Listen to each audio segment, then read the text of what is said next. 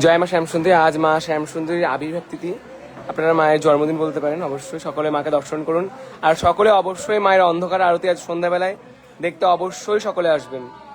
আজ এই বিশেষ দিন, মা এই বিশেষ দিনই চাল কলা চেয়ে খেয়েছিল। সকলে আসুন, এই বিশেষ দিনকে আরো বিশেষ করে তুলি, মায়ের জন্মদিনকে। জয় মা শ্যামসুন্দরী।